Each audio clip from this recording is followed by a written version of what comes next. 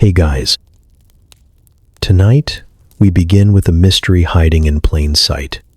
A story scattered across scripture, whispered, never explained.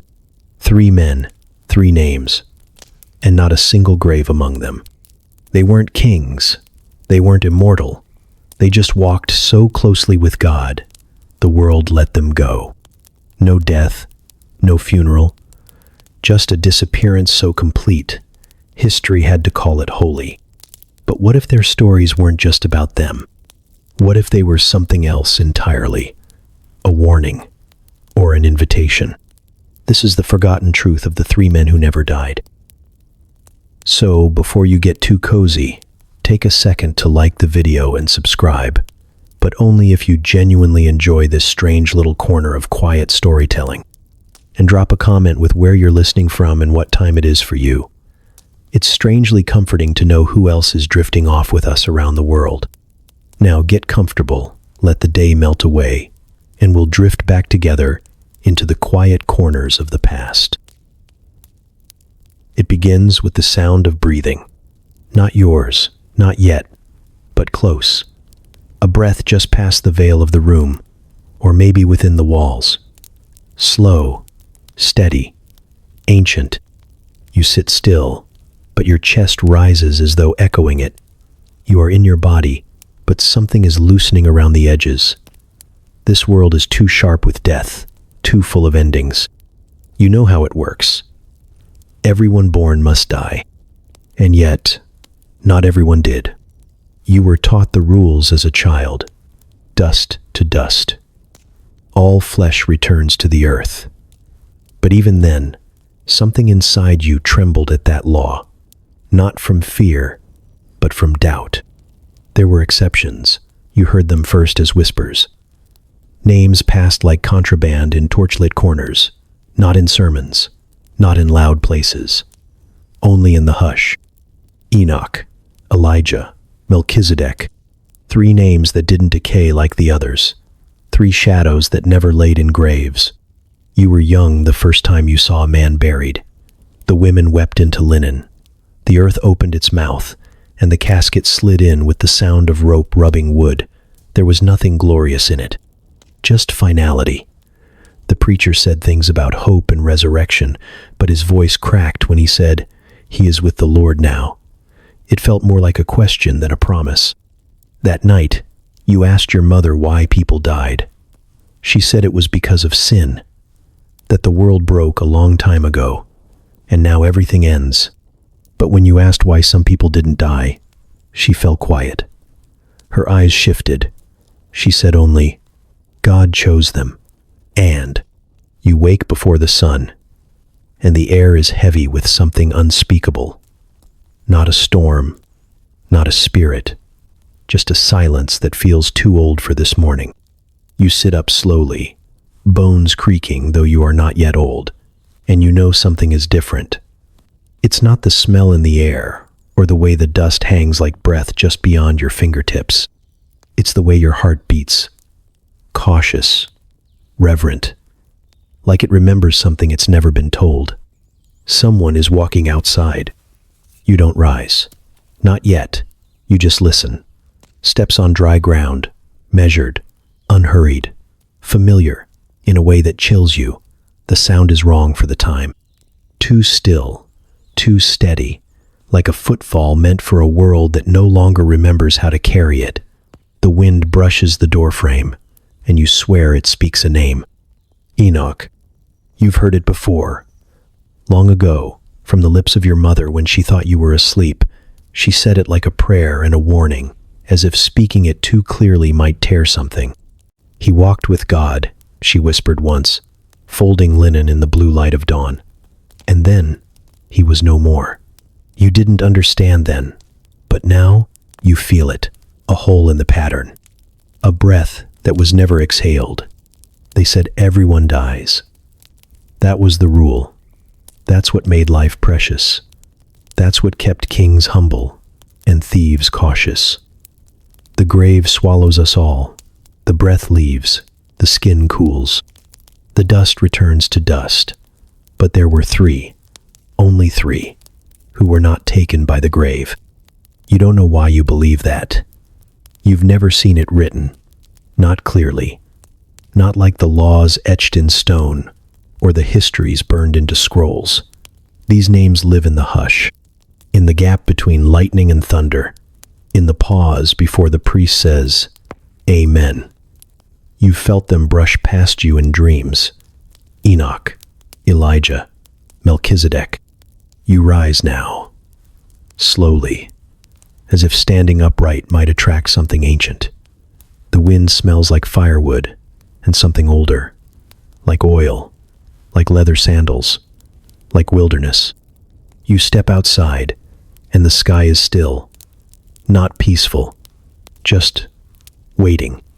You scan the horizon and see no one, but you know someone was here. You feel it in the soles of your feet, in the marrow of your bones. You remember Elijah next, the story they didn't want children repeating. A chariot, a whirlwind, a fire that didn't burn the ground. He didn't die, they said. He was taken, not stolen. Not killed, just taken, like a garment pulled into a higher wind. You tried once, long ago, to imagine what that felt like. You stopped when your eyes started to sting and your breath grew too deep. And Melchizedek, the one no one can explain, a king without a father, a priest without a past. He brought bread and wine and disappeared into silence. Some say he never died because he never began, that he was placed like a candle in the middle of a cave, not lit, not burned, just there, always. You walk until the sun slips its face over the horizon. Birds do not sing. The trees hold their breath. And somewhere behind your ribs, a knowing begins to form. Slow, quiet, and terrible. What if these stories aren't just about them? What if they're about you?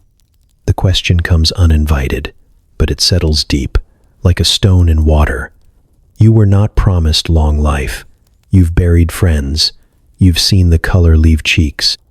But something in this silence makes you wonder if the breath inside you belongs to someone else. Someone older. Someone who hasn't finished walking yet. The wind brushes your ear again. And this time, it says your name. The fire was low, just a red whisper in the stones, and the stars looked close enough to touch. You were 7, maybe 8, and your father's voice had taken on the slow rhythm he only used after the chores were done, after the bread was eaten, after the silence settled thick between the trees. You lay on your back in the grass beside him, fingers curled in the folds of your tunic, the night cool and soft like water. He pointed up, not at anything in particular, but at the sky itself, and said, "That's where Enoch went." You had never heard the name before. It didn't sound like the others from his stories. Not like Moses or David or Solomon. Those names carried weight, history, the scent of war and glory and consequence. But this one, Enoch, floated. It sounded like something hidden in the folds of the wind. You turned to your father and asked what Enoch did. He didn't answer right away. He chewed a sliver of dried fig, swallowed, and wiped his palms on his knees like he was searching for the right words in the dark. He walked, he said. You waited, thinking there would be more. That he must have built something, fought someone, spoken to a crowd, or called down fire. But your father just stared at the stars and nodded to himself. He walked so far with God, he said, that one day he didn't come back. You didn't know what that meant. Not really. You asked if Enoch died, and your father shook his head. No, he said quietly, like even saying the word would betray something sacred. He just vanished. Your heart beat faster then, not from fear, but from something deeper, wonder. The idea of a man disappearing into heaven not because he fell, not because he failed, but because he was too close to God to stay. That night you didn't sleep. You lay awake, watching the sky pulse with cold light, listening to the wind play in the branches. You imagined a man walking across the horizon, his feet brushing dew from the grass, his hands swinging softly at his sides. No sword, no map, no thunder, just steps. Constant, steady, faithful. You saw God walking beside him, not a blazing figure of fire and wings, but someone silent, close, like a shadow that never left your side. You asked your father again the next day, when the sun was up and the tools were in his hands. You asked why Enoch was allowed to go like that. Your father didn't look up. He just said, because he pleased God. You didn't know what that meant either, but the way he said it made you want to understand. You started watching people walk. The priest, the merchant, the thief, your mother. You studied the way they moved, the weight in their steps, the tilt of their heads when they were alone. None of them walked like the man in your dreams. None of them walked like they might disappear at any moment into something holy. But sometimes, just before sleep, you felt it. That sense that someone was walking just outside your window, not watching, just moving, walking past your life with the kind of purpose that didn't need to explain itself. You didn't speak Enoch's name aloud for years. It didn't feel right, like trying to catch wind with your hands, but you carried it with you, quietly, secretly. The idea that someone could live so closely with God that death lost its claim, that there was a rhythm, a path, a pattern, and if you found it, if you matched its pace, you might vanish too. You never forgot the way your father said it. Not with awe, not with trembling, but with the quiet certainty of a man who believed Enoch was still walking. And maybe, just maybe, still listening. They dressed him in white linen, though there was no light left in his eyes to see it. You stood beside your mother, her hand clenched tight around yours, her knuckles pale and trembling. The sun was too bright that day, cutting down through the branches like a blade, and everything smelled like damp earth and old sweat. Men dug without speaking. Their shovels struck roots and rocks, and you hated the sound. Metal against stone, sharp and final. He had been your neighbor. Not a great man, not a cruel one. Just someone who nodded in the mornings and waved when the wind carried his voice too far to speak. He gave you a fig once, soft and warm from the sun. Now his eyes were shut, and his mouth sagged open like he was trying to say one last thing and never finished. You didn't cry. Not then. Not because you were strong, but because you were confused. The people around you wept with such violence it startled you. Their grief didn't sound like sadness. It sounded like fear. When they lowered him, you watched closely. You wanted to see what the ground would do. You expected it to reject him somehow, to cough him back up, to refuse to take what once breathed and smiled and laughed at the birds. But the dirt accepted him without question, like it had always been waiting. Later that night, your mother washed her face in silence. You sat near the fire, legs crossed, staring at the flame like it might answer something. You asked her if everyone had to go like that. She nodded, then looked away. Everyone, she said. It is the way of things. You wanted to ask about Enoch. You hadn't said his name aloud in weeks, maybe longer. But it burned in your chest now, quiet and insistent, like a coal you'd tried to swallow. You remembered your father's voice, soft and sure beneath the stars. He walked so far with God, he just took him. You whispered it that night to no one, just to the fire, just to the dark. Enoch didn't die. It sounded like heresy in your mouth, like defiance, like hope pretending to be true. You dreamed of the grave that night, not your neighbor's, but your own. You lay inside it, eyes wide open, breath held. You could see the sky above you, thin and gray. You waited for the dirt, but none came. You waited for the silence, but something was whispering above. A name, not yours. Enoch. You woke, gasping, not from fear, from ache, from longing. The days after were filled with whispers. You started hearing them in footsteps, in the breeze rustling the fields, in the pauses between the priest's prayers. People spoke of death like it was the only gate left open. But you couldn't stop thinking about the one who found another way. They taught you the pattern early. You are born, you breathe, you work, you sin, you age, and you die. Dust returns to dust. They said it with such certainty, like gravity, like hunger. But Enoch's name stood outside that rhythm, unbent, untouched. It made the pattern feel fragile, and that terrified you. Not because you didn't want death to come, but because maybe it didn't have to. Maybe it wasn't the rule. Maybe it was the curse. And maybe someone had walked out of it. That thought stayed with you long after the grave was covered, long after the fig tree by the neighbor's gate stopped blooming. It haunted you in the way truth does, when it doesn't match the world around it. You weren't afraid of dying.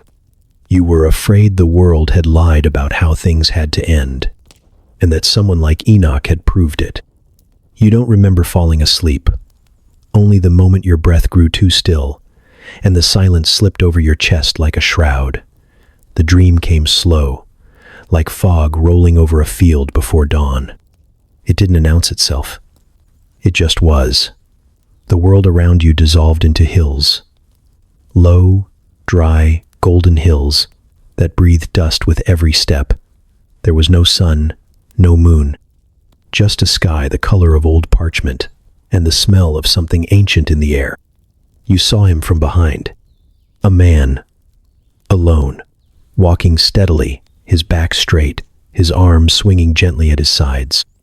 His tunic brushed his calves and flared a little with the breeze, but his feet moved with quiet weight, like he knew exactly where the path ended. He didn't turn. He didn't glance back. He walked like someone meeting a friend who was always waiting. At first you thought he was talking to himself. His lips moved, slow and sure, and though you heard no voice from the air around him, something responded. It wasn't sound exactly, it was presence, as if the hills themselves leaned closer to listen. You followed, barefoot on the hard ground, each step echoing louder than it should have. The wind didn't touch you, the air didn't move. Nothing about the dream made sense, except him. He never stopped, never stumbled, never questioned the path. It twisted through dry brush and stones, through shadowed gullies, and along ridgelines where the wind might have once howled. But now it was quiet, reverent, like creation itself was watching. The more you watched him, the more you knew who he was. Enoch. He didn't speak his name, didn't need to. You felt it in the ache behind your ribs, in the pull in your gut, in the weightless certainty that you had entered something sacred, something forbidden. You weren't supposed to see this. Not here. Not yet. He crested a hill that didn't exist a moment before, and the ground on the other side sloped away into nothing. Not a valley. Not a cliff. Nothing. Just a stillness. A blankness. The edge of the world. You stopped. But he didn't. He reached the crest, paused for a moment, and turned his face toward the invisible companion beside him. His mouth moved again, this time slower, like a prayer. His eyes were gentle, not wild with vision, not burning with revelation, just full of a quiet trust that made your throat close. He took one more step, not downward, not forward, just away. There was no flash, no wind, no parting of sky. He didn't vanish. He simply wasn't there anymore. Like a name remembered too late. Like a breath you thought you took, but didn't. And you stood there, barefoot and cold, staring into a space where a man had walked so closely with God that the road itself refused to end beneath him. You woke up with the taste of dry wind on your tongue, and your hands curled into the blanket like you were holding onto something slipping from your grasp. Your room was dark, the air still, but the dream clung to you, heavy as smoke in your lungs. You told yourself it was only sleep, a wandering of the mind, But somewhere inside, deeper than thought, you knew the truth. You had seen him. You had walked behind him, and he was still walking. Just not here. Not anymore. It comes back to you in pieces, not as memory, but as something older, like a story etched beneath your ribs, one you were never taught but always knew. The ground is cracked and dry beneath your feet, the sun low and hot behind your neck, and ahead of you stands a man in a rough cloak, shoulders squared, hand clenched around a worn strip of cloth that flickers in the breeze. You know his name before he speaks. Elijah. You've never stood on this hill before. Never smelled the scorched air of the Jordan or felt the weight of heaven pressing close. But you know this moment. Somehow, you remember. The sky is too quiet. There's tension in the air. Not fear exactly, but the hush that falls before something sacred shatters through the veil.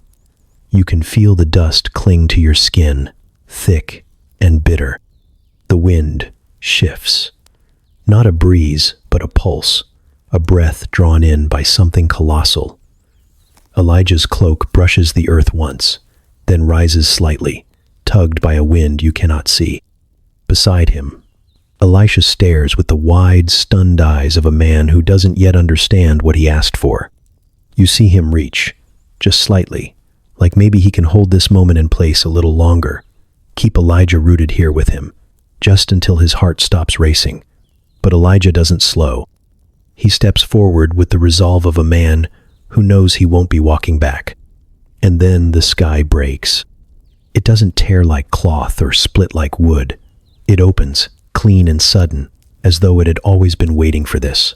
The wind screams down from nowhere, not loud but enormous. It wraps around Elijah like hands, lifting dust and stones, pulling at the hem of his robe, calling him forward. Fire follows, not consuming, not wild, but controlled, riding the air in shapes you can't describe.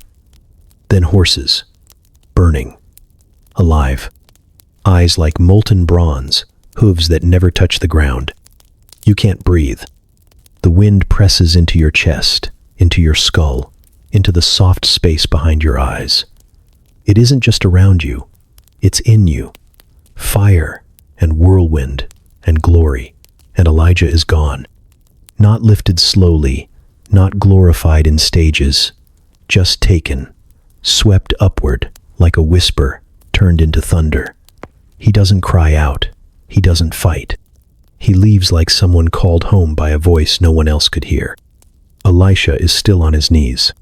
You see him claw the air, blinking through the dust, lips parted in disbelief. His mentor is gone. The fire is gone. The horses, the wind. Only silence remains, and a cloak drifting down like ash, settling at his feet. He picks it up like it might still be warm, and for a second, you can see it in his eyes, that maybe, just maybe, Elijah will come back. He doesn't. You blink, and the vision dissolves. You're back in your room, or a tent, or somewhere between waking and sleep. Your hands are trembling. Your chest is tight, but the fire is still in your veins. You feel it. His leaving. Not just a story, not just a miracle long ago. Something that echoes now, inside you. You weren't there, but you remember. The room is small and still, filled with the scent of oil and parchment, with the kind of silence that doesn't invite conversation. You sit near the wall, legs folded beneath you, half listening to the murmured voices at the center of the room. They're speaking of kings, of lineages, of names carved in clay and passed down through blood.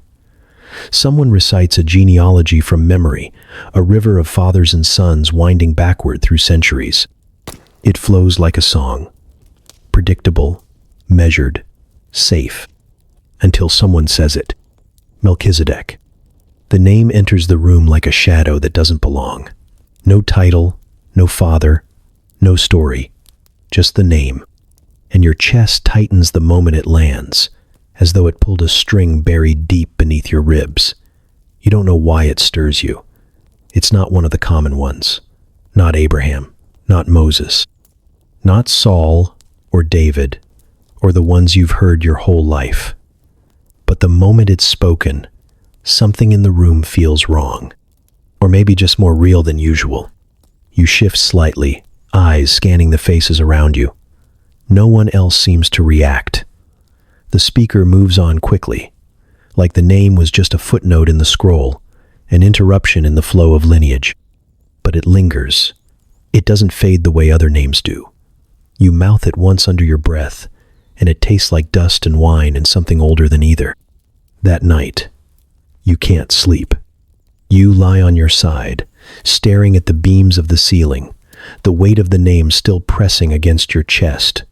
You try to remember what you know about him. Not much. A priest, a king. Something about Salem, bread and wine, a blessing. But that's all. No father, no mother, no beginning, no end. Like he was carved straight from the breath of God and set down in the middle of someone else's story. You wonder what it means to be without origin. Not just forgotten, but truly unmade. Untethered from history. Existing without explanation. You've always been told where you came from, who your father was, what tribe, what dust you were pulled from. It defines you. It limits you. It gives you a place to stand. But Melchizedek had no such tether. And yet he was not lost. He walked into the story of Abraham without warning, without procession or trumpet or miracle. Just bread, just wine, just a blessing so powerful it caused a man of promises to bow. You picture it in your mind. Two men on a hill, one weathered from battle, the other shining with a stillness that feels like the beginning of time. No army, no crown, just authority. You sit up, heart pounding now. Not from fear, but recognition. You've felt this before. In dreams, maybe. In those moments between waking and sleep, when the veil thins and the air grows too thick to breathe. You've seen him there, not clearly, but enough to know he watches. Not with judgment. Not with pity. Just with the calm patience of someone who's seen the whole thing unfold before. And now you wonder something that makes your skin prickle. What if Melchizedek never left? What if he walks still, between cities, beside altars, through shadows cast by temples long fallen? What if he watches the world forgetting him, name by name, and waits for the moment when his silence becomes thunder again? You lie back down, but sleep doesn't come. Because part of you is sure you've seen his eyes before, and part of you wonders if you were supposed to. You don't tell anyone you're leaving. There's no announcement, no packed bags beside the door, just a morning like any other, heavy with the smell of bread rising and wood smoke curling through the roof beams. Your mother hums in the kitchen, and your father sharpens a blade that doesn't need sharpening. The world feels unchanged, but something in you has tilted, shifted quietly in the night. You tie your sandals, wrap a cloak around your shoulders, and step outside as if you're just going to fetch water. But your feet never turn back. The road is dry and pale beneath the sky, stretched out like a faded ribbon toward nowhere in particular. You don't know exactly where you're going, only that you can't stay. Something has been whispering for weeks now, just beyond your reach, curling into your thoughts when the world grows quiet. Names, footsteps, fire. You've tried to drown it in routine, in prayers you don't mean, in meals that don't satisfy, but it lingers. And now you walk. You pass familiar places, fields you once ran through barefoot, trees you climbed before your knees began to ache. Every corner holds memories, but none of them call you back. It's not rebellion that drives you, not adventure. You aren't chasing wonder. You're chasing proof. Because deep down you believe the stories were more than stories. You believe someone never died. So you walk. The land begins to change the farther you go. Hills rise like folded hands in the distance, and the wind begins to speak in new ways.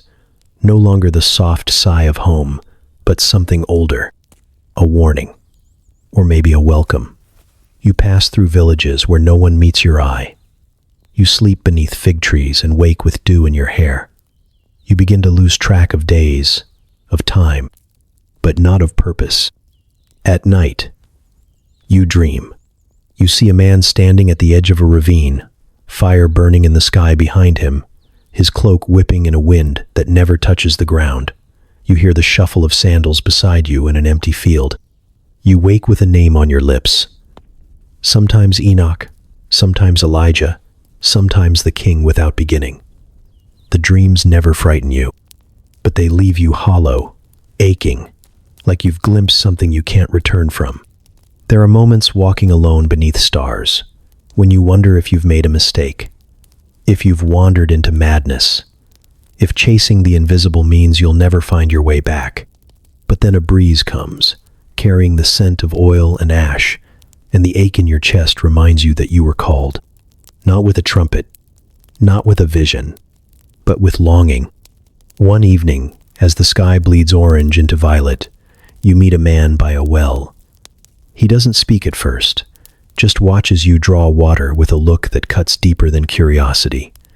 You nod in greeting. He nods back, and as you drink, he speaks a single phrase, so softly, you almost miss it. "They don't die," he says. You look up sharply, but his eyes are far away now, lost in a memory or a dream. You want to ask more, press for details, demand answers, but something stops you. Because deep down, you already know. The ones who walked with God never stopped walking, and neither can you. The sun hangs like hammered bronze, and the desert stretches out in every direction, blank, bright, humming with silence. You've been walking for hours, maybe days, the dry wind scraping your face, and the sand seeping into every fold of your robe. Your legs move without command now. Your mouth is cracked. Your skin tastes of salt and dust. And yet you do not stop, because something has changed in the air. It's not heat. It's not thirst. It's closeness. The horizon no longer feels far. The sky seems lower, folding around your shoulders like a cloak, and the ground beneath your feet, though solid, feels borrowed. You begin to wonder if your footsteps are your own, or if someone else is walking through your body, using your limbs to retrace a path older than time. You stumble against a rise of stone and rest your hand there, breathing in short, dry gasps. But the second your palm touches it, the world tilts. Not violently, just enough. The desert shifts, and you are no longer alone. There's a figure ahead, small at first, then clearer with every blink. A man, barefoot, dust clinging to his ankles. His tunic hangs loose, pale with wear, and his arms swing in rhythm with a stride too smooth to be tired. He does not glance back. He does not slow, but somehow he knows you are watching. You try to speak, but your throat is hollow. Then the strangest thing happens. You begin to move again, but your body doesn't feel like yours. The ache in your legs vanishes. The burning in your chest softens. You are not chasing him. You are him. Your feet fall into his rhythm without thought. You feel the breeze catch the edge of your garment. You feel the weight of the years behind you, not as burden, but as gravity gently released. The sky opens wider. The color of the sand changes. The world grows less solid, not in danger, not in chaos, but in peace, as if it's giving permission.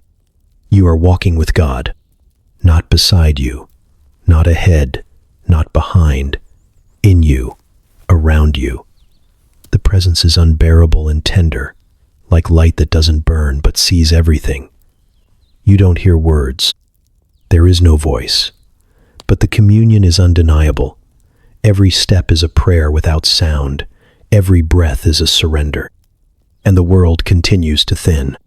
Trees you pass begin to fade, not disappear, just blur. The rocks lose their edge. The shadows dissolve in place. There is no wind now, only stillness so deep it becomes music. You know the end is near, not death. That would be a relief, a finish, a stopping point. This is not death. This is departure. Your foot rises for the next step, but it doesn't land. There is no ground left. Only light. Only presence.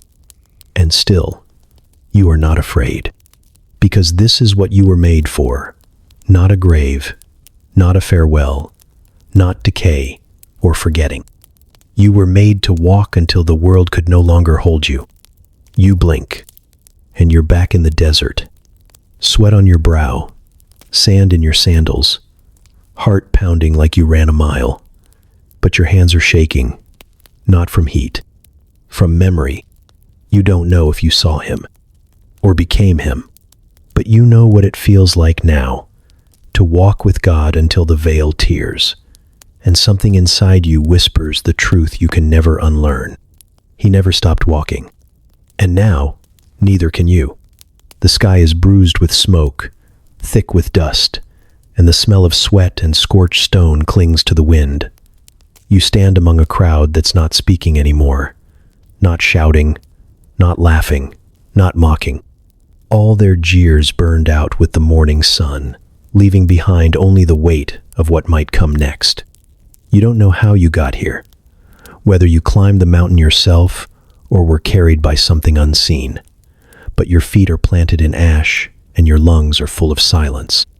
In front of you, the altar is soaked, not damp, drenched. The wood is dark with water, the stones slick, the trench around it is full. You watch the prophets pour barrel after barrel until it felt like madness, until the sacrifice itself looked drowned.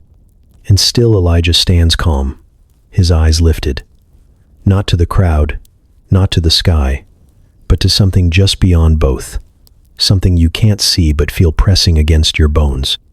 You hear his voice now, not loud, not dramatic, just sure. Each word is simple, but they fall with the weight of 1,000 prayers. He doesn't ask for spectacle. He doesn't plead. He calls on the God of Abraham, Isaac, and Israel, not to prove a point, but to remind the people whose they are, to turn their hearts back. His hands don't move. He doesn't raise his staff. He doesn't command the heavens. He just speaks. And then the fire comes. You don't see it at first. You feel it. Like heat pulsing through the ground, like light breaking apart inside your chest. Then it falls, not like a flame, not like anything born on earth. It doesn't drift or flicker. It crashes, downward, direct, alive. It doesn't pause to impress. It doesn't dance for attention.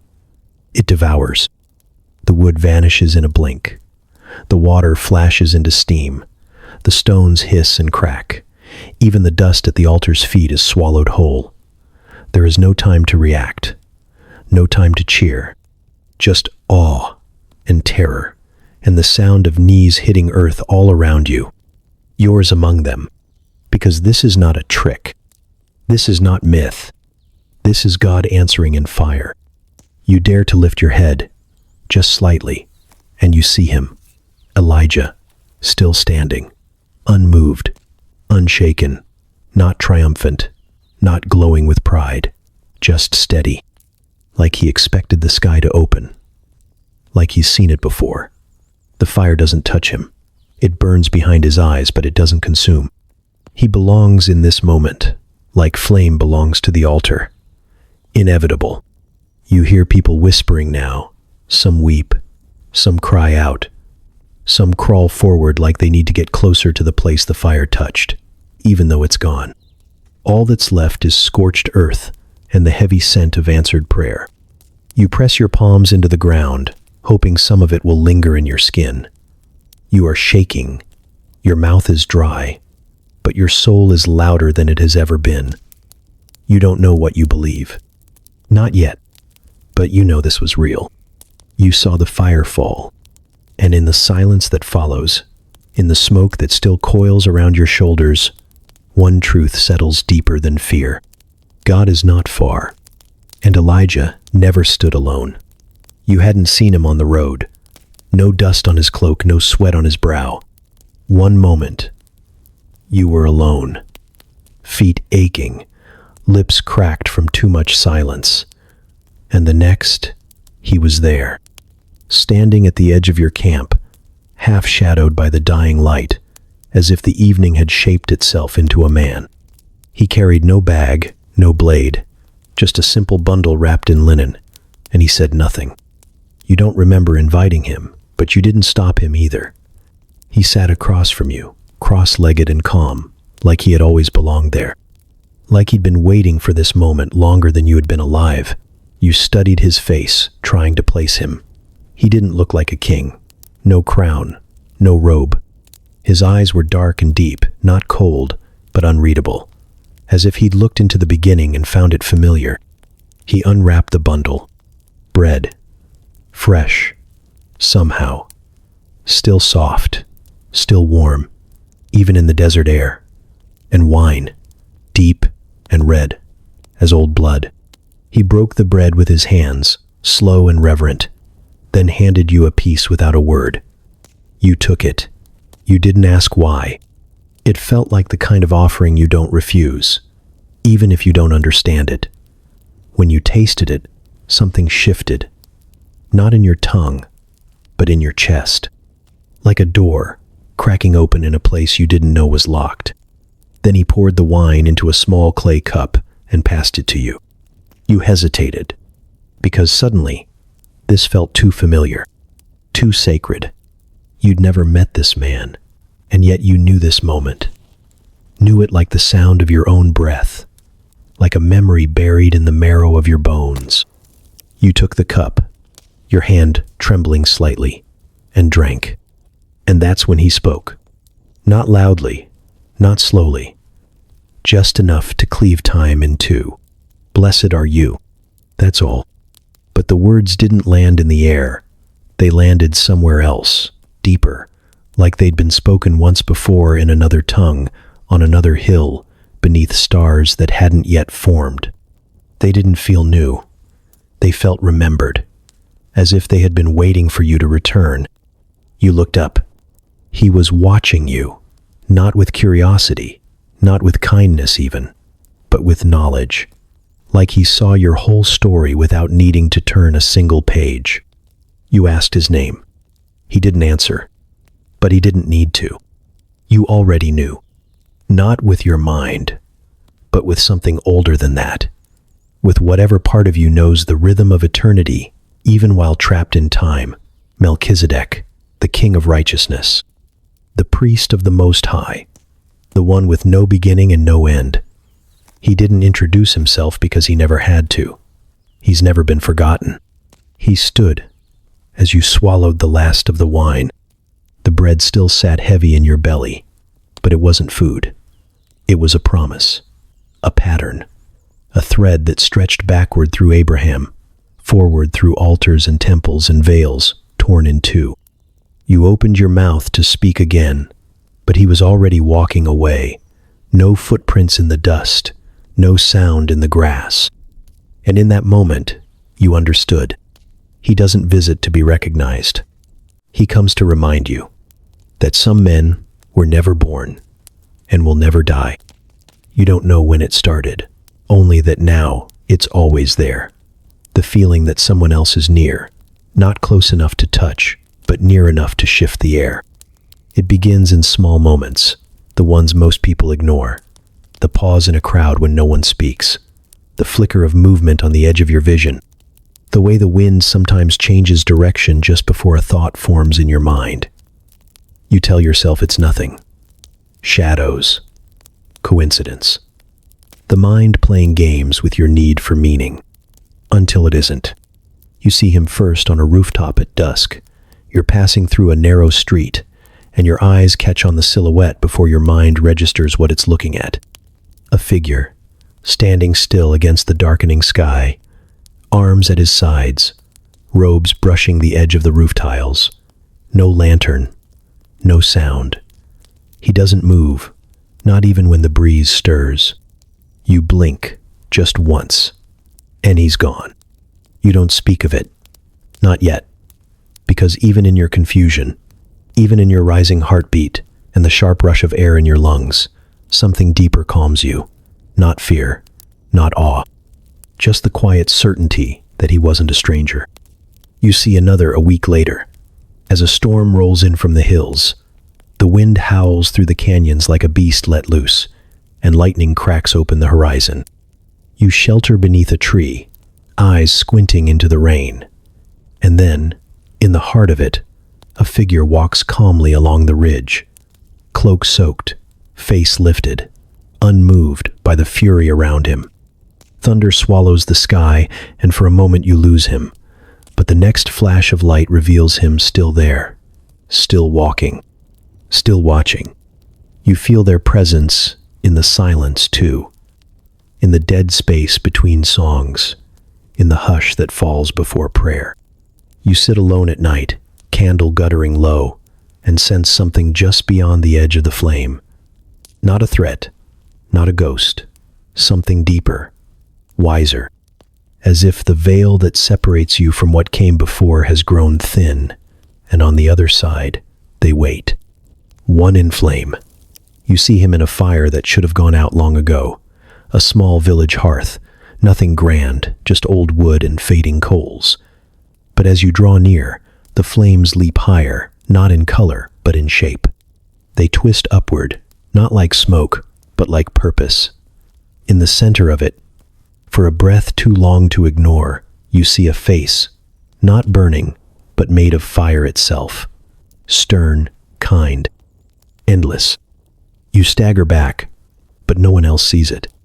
You wonder if they ever did. You start to ask questions, carefully. In taverns, temples, by wells at sunrise. Not everyone understands. Some scoff. Some go quiet.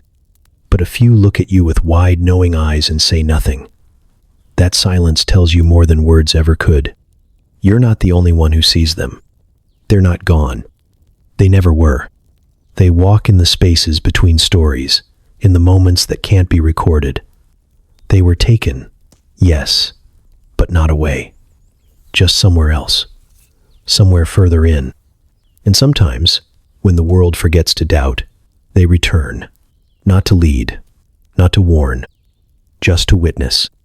You feel it now more than ever. 3 pairs of eyes, always near. One that watches from the hills, one that waits in the wind, one that burns behind every sacred fire. They are not myths. They are not dead. They are only hidden. It begins like any other conversation, spoken beneath fading light, the smell of dust in the air, and the crackle of kindling catching fire. You're sitting with someone you barely know, a trader, maybe, or a traveler just passing through. But the hours have stretched long, and words have started to fill the silence. Stories traded like coins, fables dressed up as truth. And then he asks it, casually, like someone tossing a stone into still water. Why didn't they die? The fire pops. You hear the hiss of sap releasing, and your fingers tighten around your cup. You've heard that question before. Everyone who learns of Enoch, Elijah, or Melchizedek asks it eventually. It's the natural question, the one that echoes through every dusty scroll and hushed sermon. Why them? Why not the rest? But you don't answer right away, because as your lips part to repeat the expected reply, something else rises instead. What if I'm not supposed to? The words hang there, thick and heavy. Even the fire seems to lean in. The trader looks at you, brow creased, as if he's not sure what he just heard. Maybe you're not sure either. You didn't mean to speak it. You didn't plan it. But once the question exists, you can't call it back. It sits in the air like a crack in the sky, small but impossible to ignore. He asks you to repeat it. You don't, because it isn't for him. It's for the silence that followed you here, for the shadows on the hills, for the names that whispered through your dreams. You've followed their footsteps long enough to feel something shift in your soul, something that doesn't line up with death, with finality, with the neat boxes people place at the end of their days. You've seen too much, felt too much. The way the veil lifts in strange places, the way fire listens when you pray, the way you wake some mornings with a breath that feels borrowed. The traitor says nothing more. He finishes his drink and retreats to sleep, but you don't move. You sit by the fire long after the embers dim, that question repeating like a drumbeat you didn't know you had in your chest. What if I'm not supposed to? Not because you're righteous, not because you're wise. You're not claiming glory or prophecy or escape. You're just aware now, aware of a thread, invisible but strong, that winds through history and wraps itself around those willing to walk differently. Enoch did not outrun death. He outwalked it. Elijah did not hide from it. He met it with fire. And Melchizedek, perhaps he never wore it at all. You start to wonder if death is always a rule, or if, in some rare cases, it's an invitation declined. The stars shine down like 1,000 unseen eyes. You feel their weight. You feel watched. Not with malice, not even with judgment, just curiosity. As if someone, or something, heard your question and paused to listen.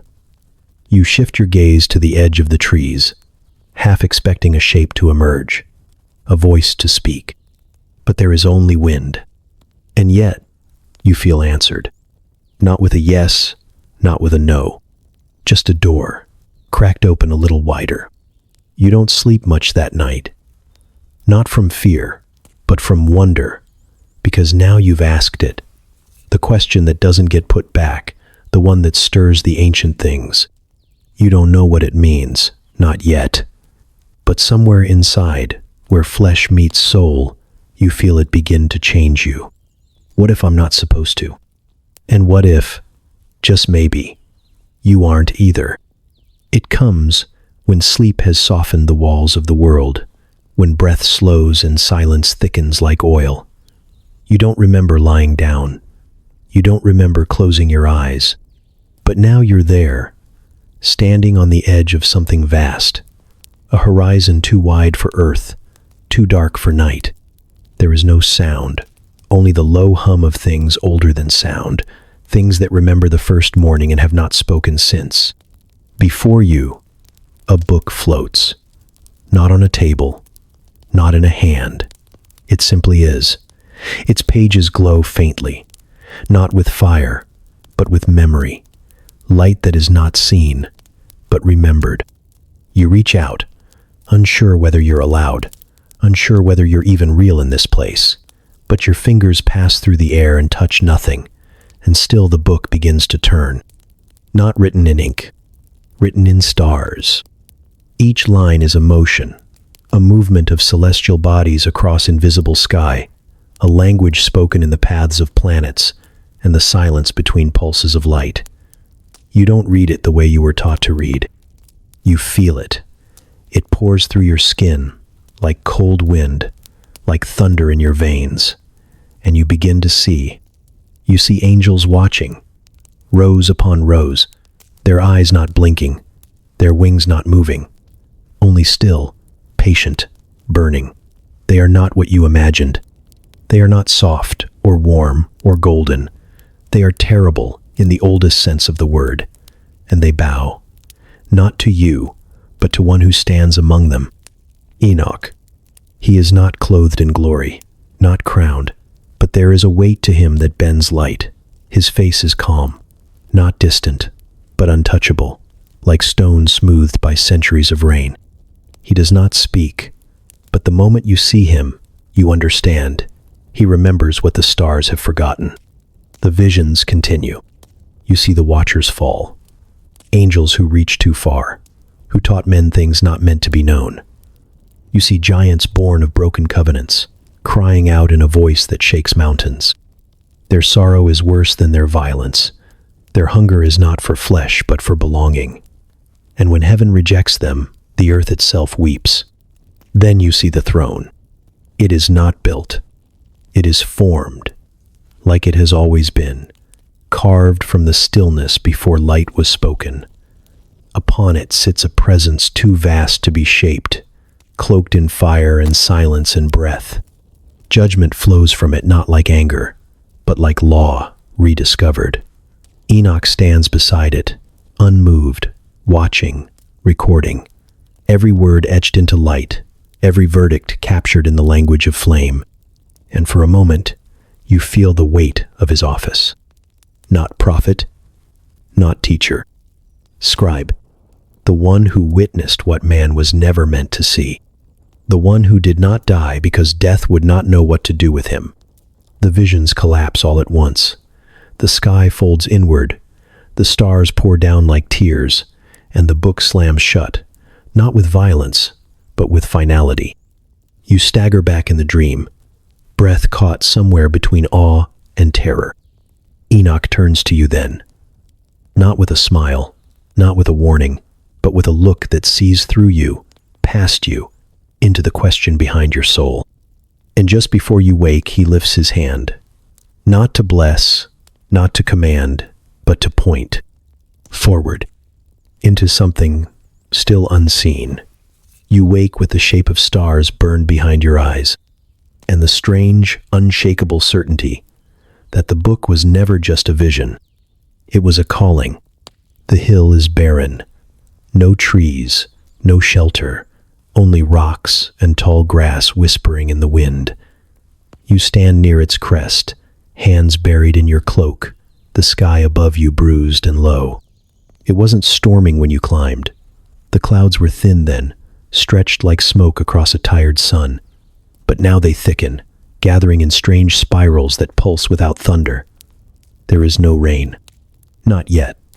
Only the sound of air tightening around you, pulling at your skin, your hair, the marrow of your bones. You know you should leave. But something holds you. The wind changes direction again.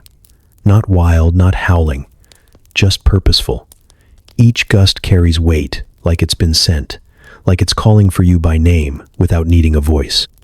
You glance behind you once. The world you know is still there. The valley, the crooked path, the fields of men who never wondered what waits above them. But it feels too far now, too small. You take another step up the hill, and then the clouds begin to part. Not with light, with motion. They swirl faster, drawn toward a center you cannot see, a hidden core that pulses like a heartbeat in the sky. You don't know how long you've been standing there. Time thins at the top of this place. Your breath fogs though the air is not cold. Your chest tightens though your lungs are full. And in that moment, you feel it. Something is coming. Not from the earth, not from the wind, from somewhere older than both. The sound is the first sign.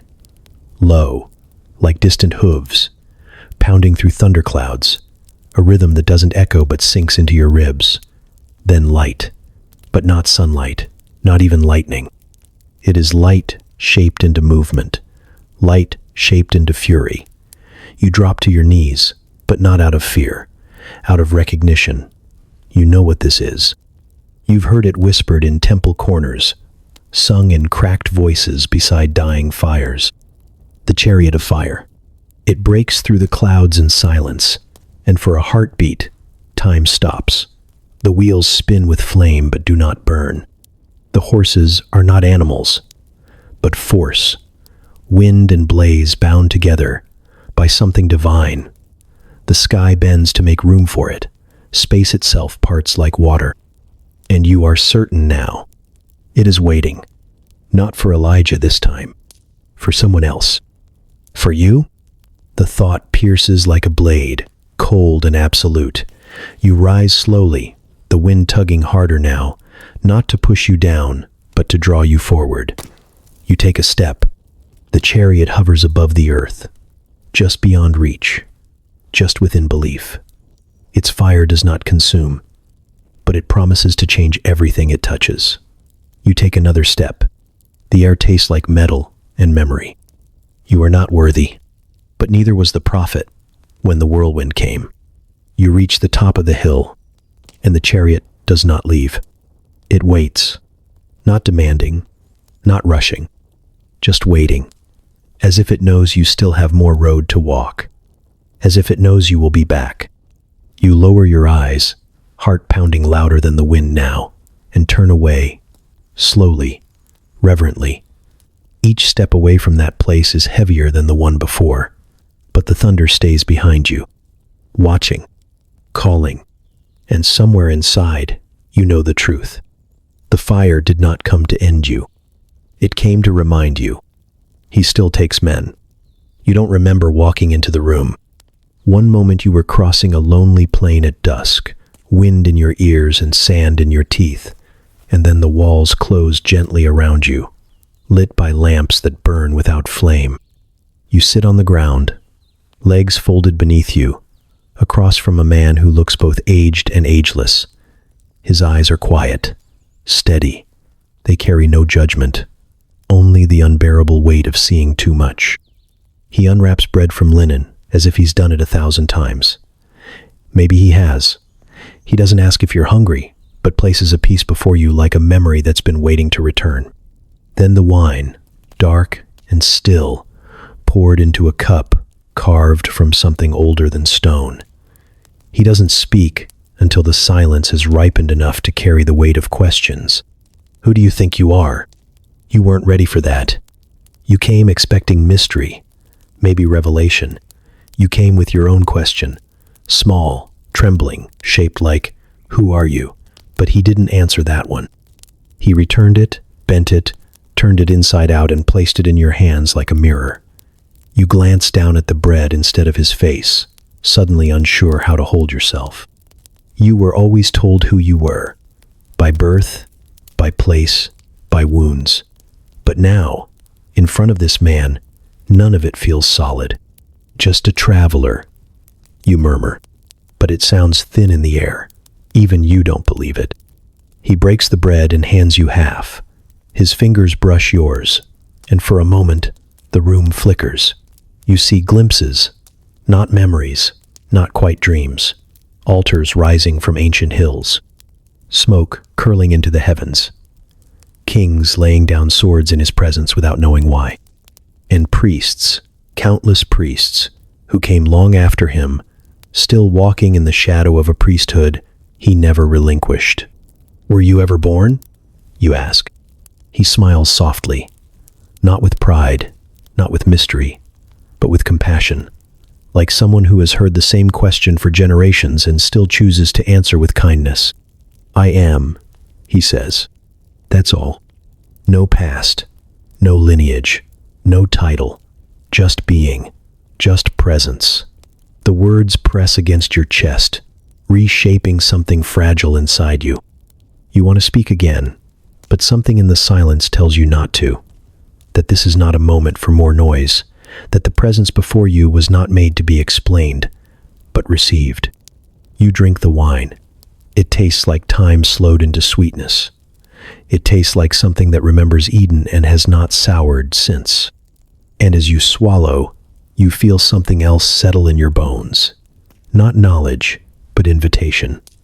Not understanding, but permission. He leans forward, placing both hands on the table. His eyes don't leave yours. There are some, he says, who carry no beginning because they walk in what has no end. You don't know what that means. Not fully.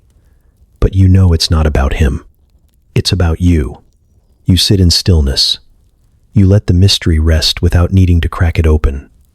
The bread softens in your mouth. The wine lingers on your tongue.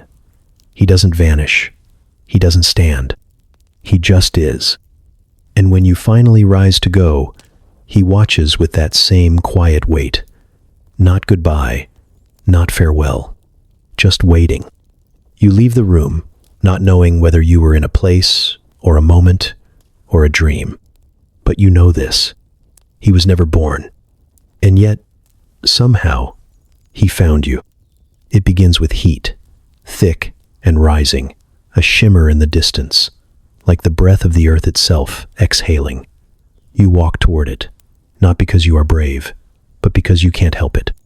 Something in the air has changed.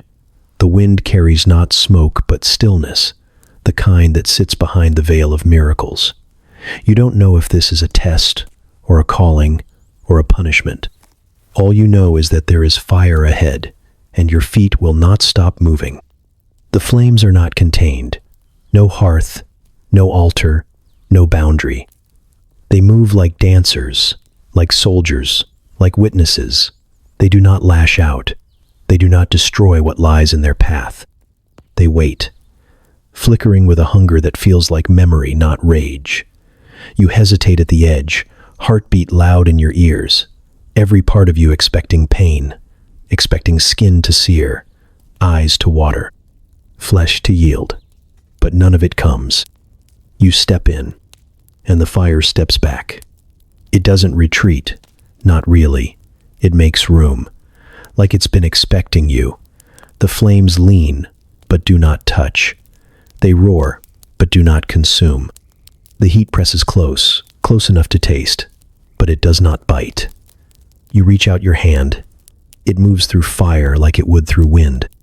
And you realize, this fire is alive. Not just burning, breathing, knowing. It circles you like recognition, like welcome. And in its warmth, you remember the stories of a bush that burned but wasn't destroyed, of a prophet swept into flame and not ash, of a fourth figure walking in a furnace meant to kill, and the kings who could only watch in fear. You wonder if this fire is the same, or if it's only one piece of something older. You take another step. The fire doesn't flare. It bows. You don't know what that means, only that your body has stopped bracing for pain. And slowly, your fear begins to unravel. You realize this isn't punishment. It isn't trial. It's recognition. The fire knows you. Not by name, not by lineage, by something deeper. It sees the dust on your sandals, the long road behind your eyes. It sees the question that never left your chest, the one about death, and who escapes it, and why. And it answers, not with words, but with its warmth, with the ache behind the flame, with the hush that settles in your spirit like an echo coming home. You stand still. The fire wraps around you like a cloak of breath and gold. You feel nothing burning but the lies you carried into it, the belief that you were small, unworthy, forgotten. In this fire, there is no room for those. Only presence, only light, only something holy that doesn't ask you to explain yourself before it welcomes you in. You stay longer than you mean to. And when you finally leave, stepping past the final flickers, you notice your clothes are untouched, your hair unscorched, your skin whole, but something inside you is different. You have walked through flame and not been harmed. And now you carry its silence with you. A silence that says, not all fire destroys. Some fire remembers.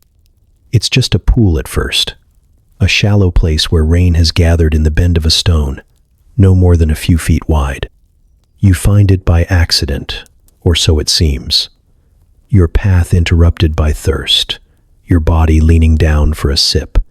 The surface is calm, unnaturally still, as though the wind refuses to touch it. You kneel beside it, hands braced on damp earth, expecting the sight of your own face to greet you in ripples.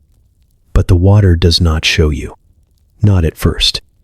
You blink, thinking the light is wrong, that your angle is off. But the surface doesn't shimmer or distort. It stays quiet, waiting. Then shapes begin to form, slowly, as if emerging from the depths of something beyond the water, beyond the stone, beyond even you. 3 figures, standing in a field of light. The first is clothed in age that looks like youth.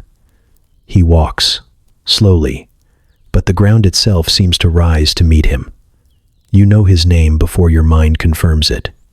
Enoch, the man who walked with God until the road simply ran out.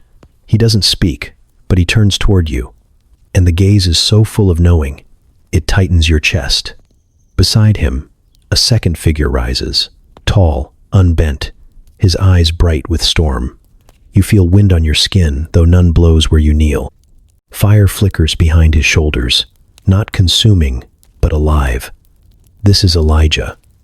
You recognize the courage, the sorrow, the burden of one who called down heaven and then ran from it.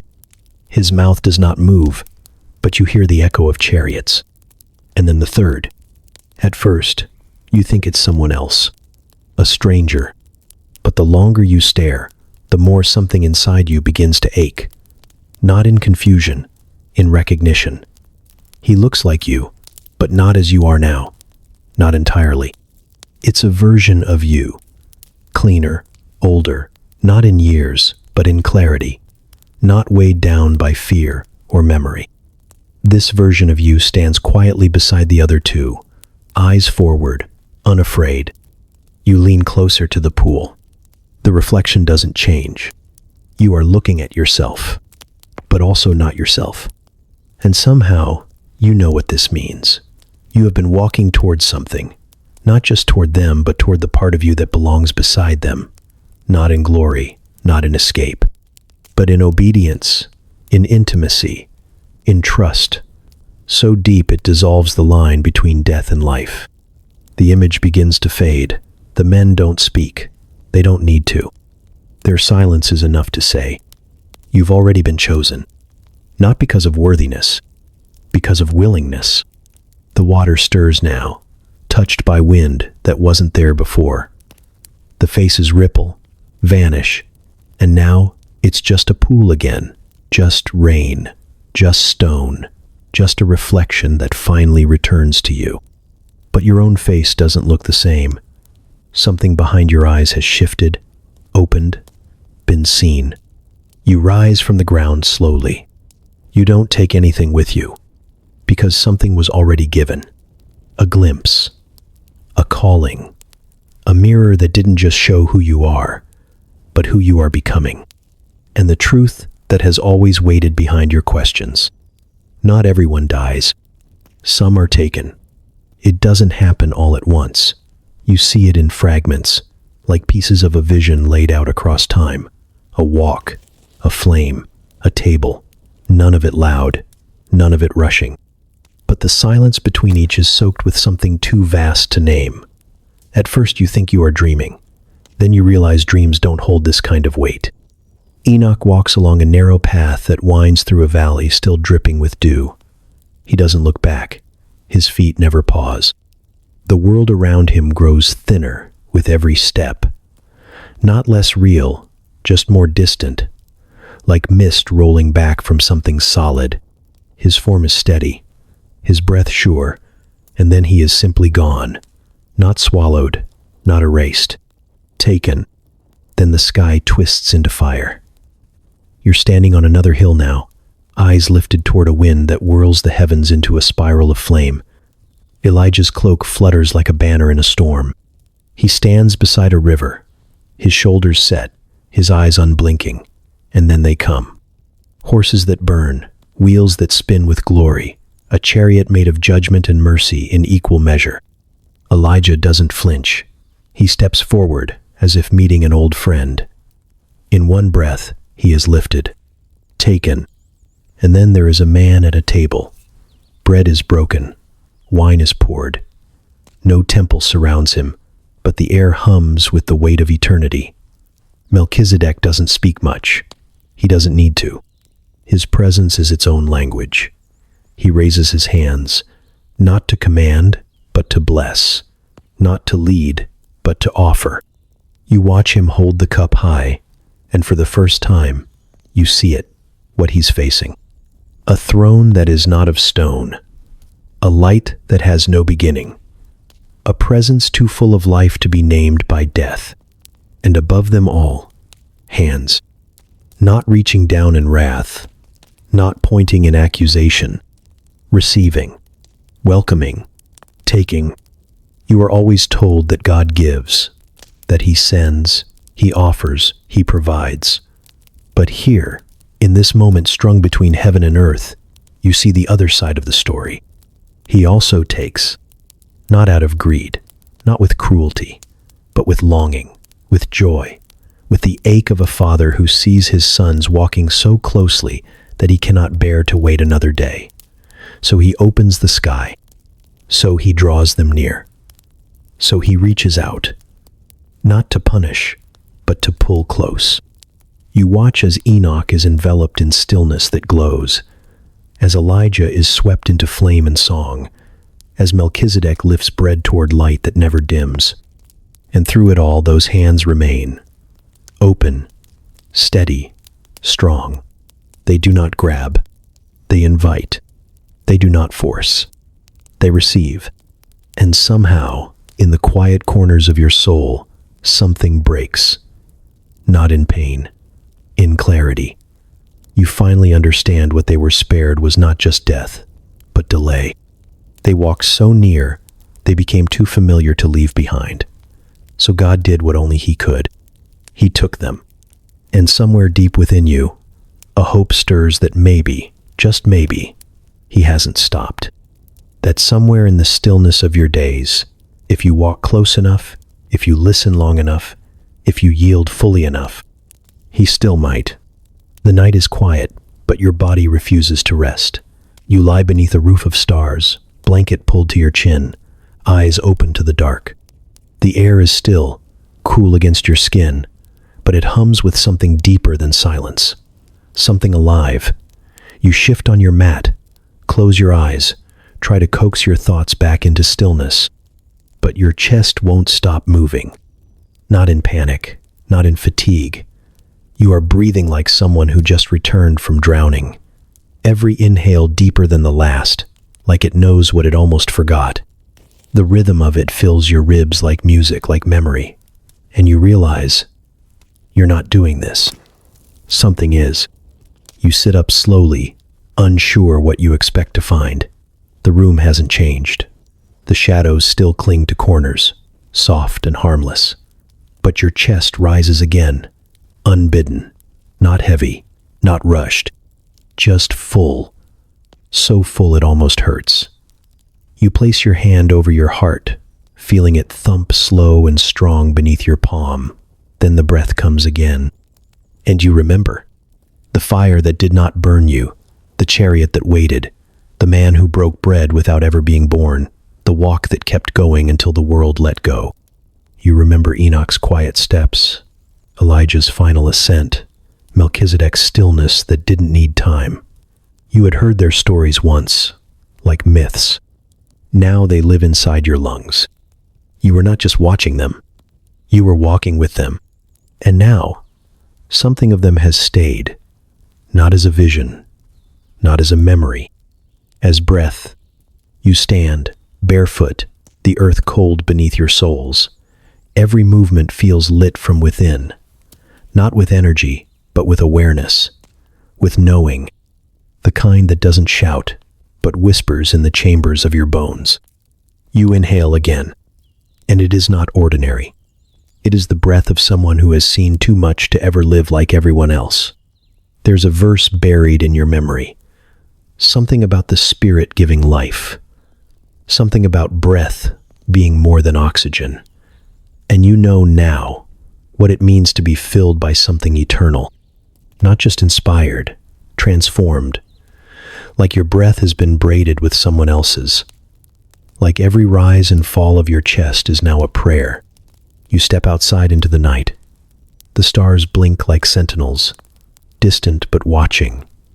You breathe in again, and it feels like you're breathing the same wind Elijah rode, the same air Enoch walked through when time released him, the same breath that hovered over the deep when the world was still unborn. You touch your chest again. It doesn't feel like your own. It feels borrowed. It feels gifted. The pulse beneath your hand is steady, but it echoes with something older. Not fear, not urgency, just the quiet conviction that you are now carrying something you cannot name, and it won't let you forget. You close your eyes and let the breath come again. The desert is dry in a way that breaks more than skin. You walk it in silence, feet dragging through dust that remembers too many prayers. The sun above is not cruel, It's indifferent. That's worse. The wind carries no comfort, only the sting of old questions that never found answers. You stop beneath a low broom tree, squat and twisted, barely enough shade to cover your face. You kneel there, like someone trying to vanish into the ground. And then you hear him. Not with your ears, somewhere deeper, in the silence between your thoughts. A voice cracking beneath the weight of something heavier than fear. I have had enough, Lord. Take my life. Elijah, the prophet who called down fire, who outran chariots, who stood against kings and carved truth out of silence. He's here, beneath this same tree, in this same wilderness of weariness, begging for an ending. His voice doesn't sound like defeat. It sounds like longing. He doesn't want to be erased. He wants to be released. From the weight of always standing alone. From the ache of seeing what others refuse to see. From the curse of still being here when so many others are not. But death doesn't come. Not then. Not ever. Instead, the silence holds. And then, a stirring. A whisper of movement, not loud enough to be wind. A soft sound, like bread breaking, like water poured near his head. He opens his eyes and finds sustenance, unasked for. A cake baked on coals, a jar of water, and no explanation. Just a presence that doesn't leave. God doesn't grant his request. He strengthens him instead. You feel it in your bones, as if it were your own memory. The exhaustion, the yearning to stop, to be done with the burden of sight, the ache of being awake in a sleeping world. And yet, like Elijah, you too have felt it. That holy, terrible refusal. Not yet. Not now. Elijah doesn't understand it then. Maybe he never fully does. But he eats, he drinks, and he walks. 40 days, 40 nights. Into the mountain, into the whisper, into the presence that finally speaks, not through fire or quake, but through stillness that splits the soul. And there, in the quiet, God doesn't take him. He sends him back. The world wasn't done with him yet. You understand now why Elijah begged to go. It wasn't despair. It was weariness with being the one left behind, the one who bears the weight of the fire long after it has fallen, the one who remembers when no one else wants to, the one who walks back down the mountain with no glory, only instructions. You sit in your own shade now, knees drawn to your chest, and you wonder if this too is holy ground, if the refusal to be taken is just as sacred as the taking, if the ache to leave is somehow proof that you've walked far enough to know what's waiting. And still, he says stay. Not everyone is swept into heaven. Some are asked to keep walking, not because they are forgotten, but because they still carry something the world needs to see, even if it breaks them, even if it bends them, even if they whisper beneath a tree with cracked lips and a trembling voice, "Take me." And heaven gently answers, no. They didn't talk about him often, not loudly, not where others could hear. His name stirred something in the gut, something quiet and unsettling. Not fear the way you fear storms or beasts or swords. It was worse than that. The kind of fear that looks like reverence on the surface, but below that, shame. Because Enoch didn't preach. He walked. He didn't raise his voice or threaten with flame. He didn't need to. The way he lived carved through the air, like a sword too sharp to see.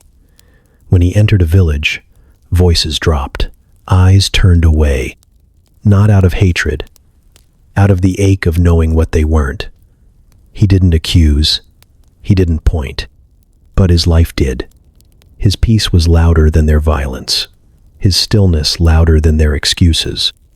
There was something in the way he moved, like he heard a rhythm no one else could hear, a cadence that didn't come from this earth. Children watched him from behind doorways, not sure whether to run or to follow.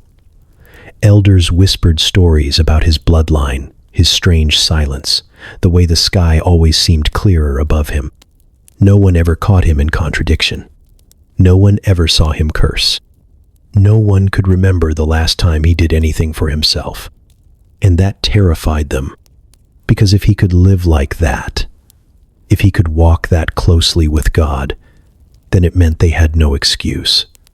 It meant the distance between heaven and earth wasn't as far as they claimed. It meant righteousness wasn't just for angels and prophets. It could wear skin, and they couldn't bear it. You heard one man say Enoch's presence made the air feel thin, like the sky bent too low. Another swore he once looked into Enoch's eyes and forgot every lie he'd ever told, not because Enoch condemned him, but because the truth was just there, undeniable, unyielding, unmoving.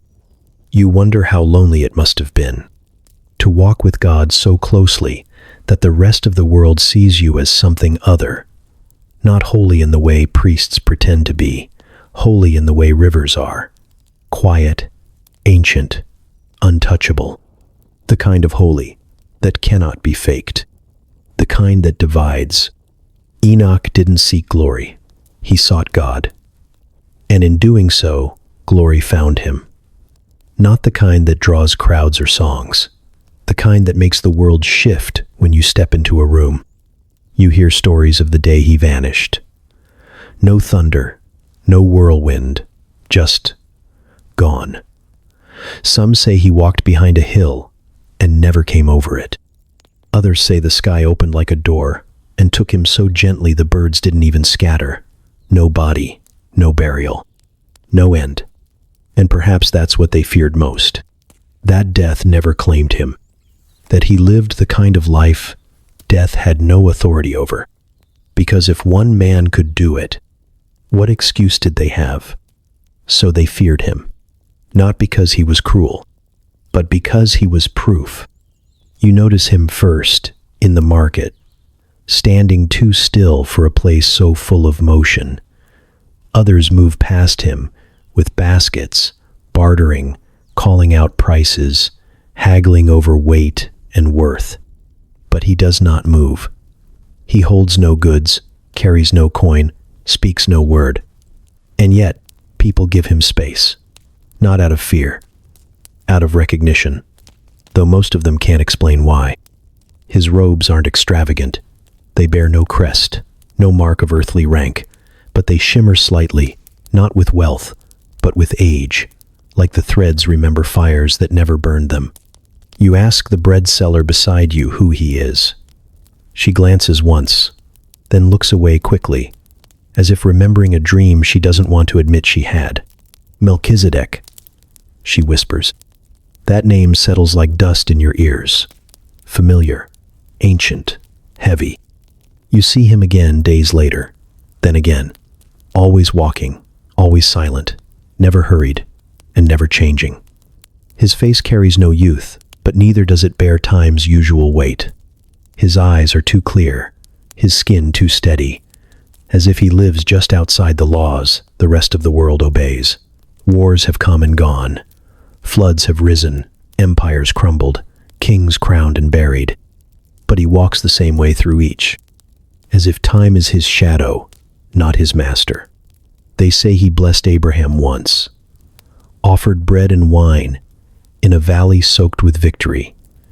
They say Abraham tithed to him, not the other way around.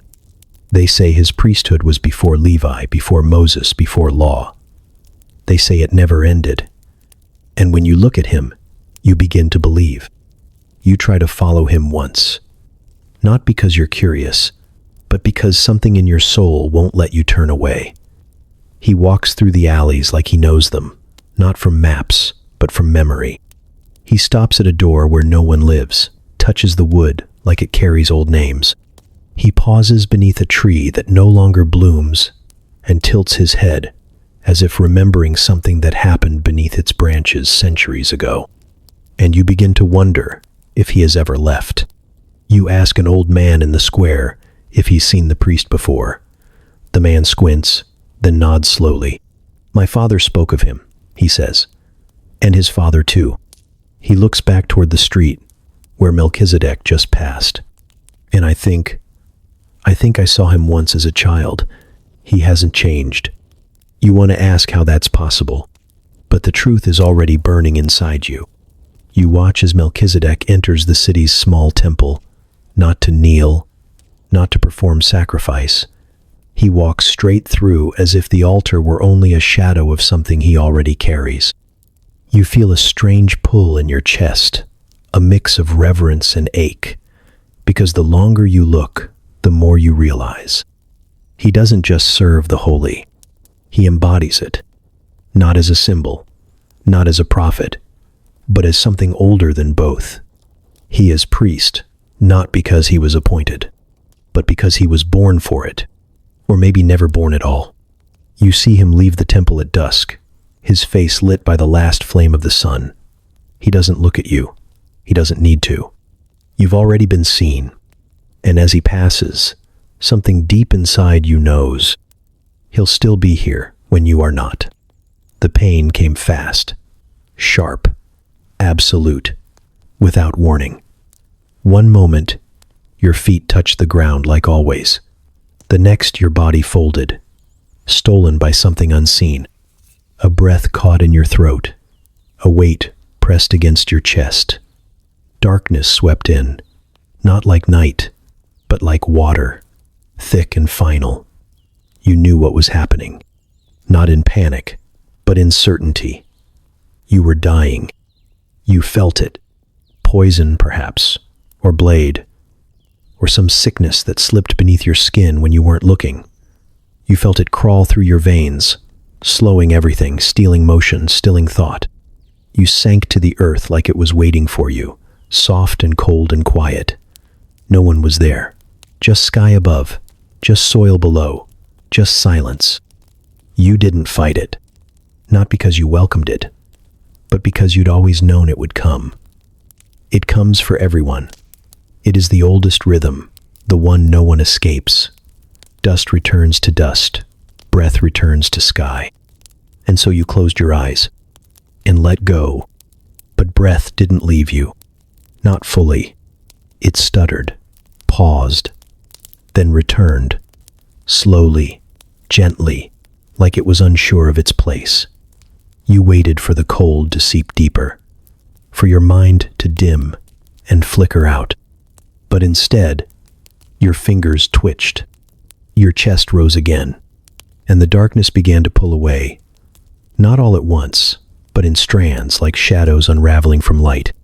You opened your eyes, and the sky was different. Not brighter, not darker, just deeper, as though it saw you now, not from above, but from within. You sat up slowly. The ache was still there, but not the wound. Your hands searched your chest, your side, your throat. The blood was gone, the soil undisturbed. You touched your face, your arms, your legs. You were whole, not healed, changed. You stood, legs trembling, not from weakness, but from confusion. You looked around, trees you didn't recognize, a wind that smelled like first rain. No graves here, no shroud, just space, just breath, just you, alive, but not as before. You remembered the moment it should have ended, the exact second when breath should have ceased, when the curtain should have fallen. You had crossed the line, felt it, known it, but something intervened, not with thunder, not with fire, just a quiet refusal, a hand you didn't see holding you when everything else let go, a voice you didn't hear saying, "Not yet." And so you lived. You remember lying down in death like a bed already made, and waking up in something that wasn't life as you knew it, but wasn't death either. A middle place, a whisper between. You walk now, unsure of what you've become. You are not immortal, but you were not claimed.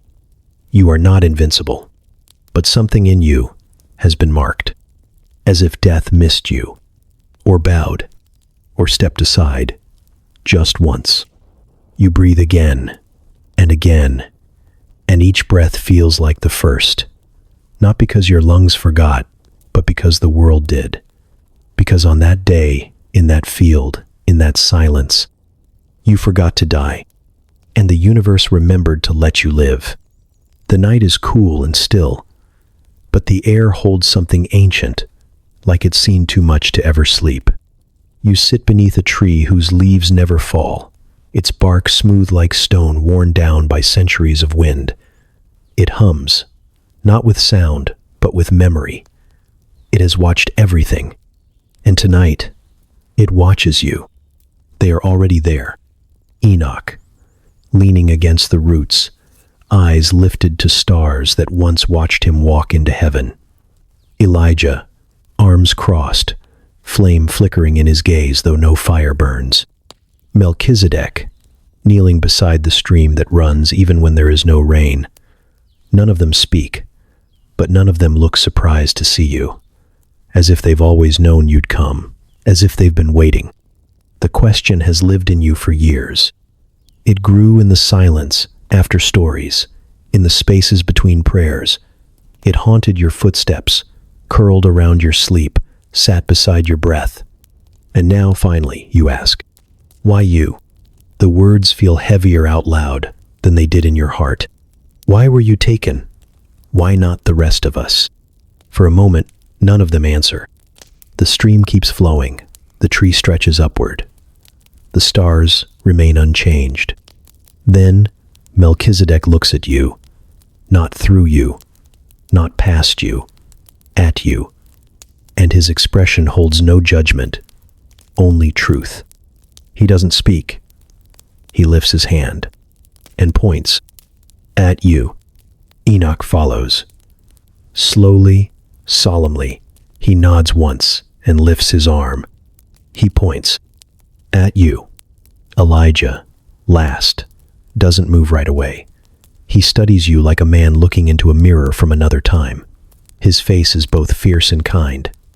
Then his hand rises too, and he points at you. You try to speak again, but the words don't come. Because deep down, you understand. They weren't chosen because they were perfect, or because they had no fear, or because they were more loved than the rest. They were taken because they walked a path others wouldn't. They lived so closely to the heart of God that the world could no longer hold them. But it wasn't about escape.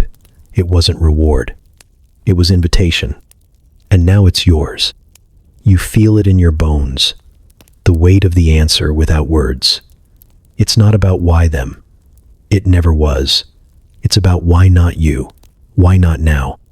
Why not here, under this tree that does not die, surrounded by men who walked into the eternal, not by accident, but by intention?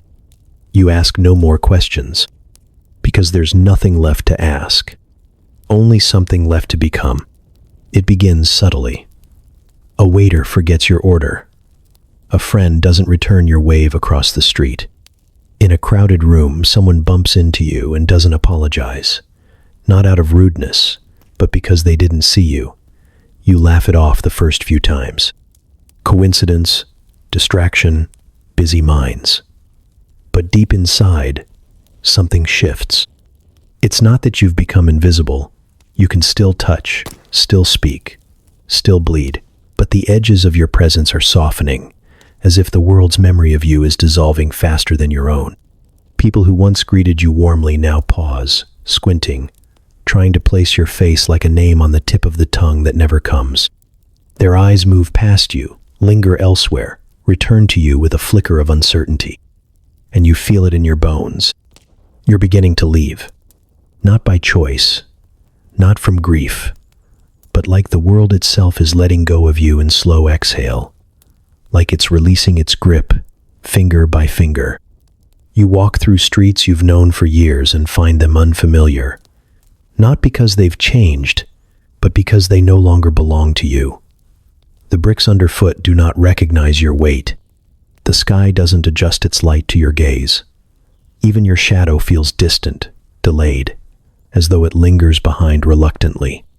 You return to old places, homes, gardens, rivers, doorways. They greet you with silence. The echo of your name, once thick in the walls, has faded into dust. People speak around you, over you, as though your presence is a breeze, a memory they can't quite retrieve. You answer questions they don't remember asking. You smile at faces that do not smile back. You are not erased. You are being returned. There is no sadness in it, not the kind you expected. There is a strange peace, like slipping into water that's been waiting your whole life to carry you. You begin to speak less, not from bitterness, but because words feel too heavy to carry into this place you're headed. You don't need to be understood anymore. You're not even sure you need to be known. Even the mirror seems reluctant to reflect you. Your face remains, but softer, more transparent. You study it one morning and realize it looks like someone remembering themselves, like a dream still lingering in dawn's light. And then you feel it in your chest. The same breath you once felt when you stood beneath stars, when you heard stories of men who never died. It's still there, steady, deep, otherworldly. But now it's pulling, not outward, upward, as if something above is calling back what it lent. You lie in a field once, just to see what the sky will do. And for the first time, the clouds part without wind. Light spills down like a hand opening slowly. The air trembles, but no one else notices. They pass by, heads lowered, thoughts elsewhere, because they've already begun to forget you. And still, you are not afraid, because you've remembered something they haven't. You were never meant to stay. At first, you think it's mercy, to keep your strength while others grow weak, to remember names long after their tombstones crumble, to stand still while the world spins itself into oblivion. You walk through cities that once knew your footsteps and find them buried beneath ivy and ash. Statues of men you once loved are headless now. Streets where children played now echo with nothing but the hush of dust. But you are unchanged. Your face stays calm, your skin unwrinkled, your voice steady. You do not tremble. It confuses people at first. They ask for your secret with smiles that don't reach their eyes. Some call you blessed, others cursed. Most simply forget, because it's easier that way. You watch them age in handfuls of days. One winter takes their sight, another, their laughter. They slow, bend, fall. You remain. One day, you bury a friend who once swore you'd die together. She laughed when she said it, back when her hands were quick and her heart louder than her words. But now she lies silent beneath a tree that wasn't even sapling the day you met her. You speak her name aloud, and it catches in the air like a prayer the sky refuses to echo. Still, you do not change. The wars grow louder, more frequent. Blood stains fields that once held wheat. You stand among the wreckage, eyes dry, while others weep or rage or run. Someone asks if you're afraid. You tell them no, but not because you're brave. Because fear doesn't know where to find you anymore. You watch rivers turn to dust. Once, they were wide and gleaming and sang to the stones. Now they cough sand. Animals stagger to the edge and drink despair. You kneel beside a cracked bank and touch the earth, but it no longer feels familiar. Even the ground forgets softness. And yet, your breath does not hitch. Your limbs do not weaken. Years stack themselves like stones behind you, but they do not leave fingerprints. They pass through you like ghosts that no longer know your name. You sit in a village square once, a place rebuilt 3 times since you first passed through. A boy stares at you, brow furrowed, and asks your age. You open your mouth to answer, but no number feels true anymore, so you smile. He nods, not satisfied, but distracted, and runs off before the silence can press further. You touch your chest that night, half expecting to feel a crack, a line, a sign. But you are whole, whole in a world that is breaking. It is not mercy, not anymore. You begin to feel it, the loneliness of being untouched, not invincible, just preserved, like something sacred that the world is afraid to mar. But sacred things are not held close. They are set apart, and you are apart. You do not know how many more years will pass, how many more stones will be stacked. But you know this: your hands will not shake when they do. Your breath will not shorten. Your heart will not falter, because you have become something the world cannot wither. And that is the most silent grief of all. It's morning when it happens, though you don't notice the hour. The light is soft, but it doesn't warm your skin the way it used to. The wind moves around you like a voice about to speak. And then, without fanfare or thunder, you realize you are not alone. He is walking beside you, not a vision, not a flicker of imagination, or the echo of a prayer.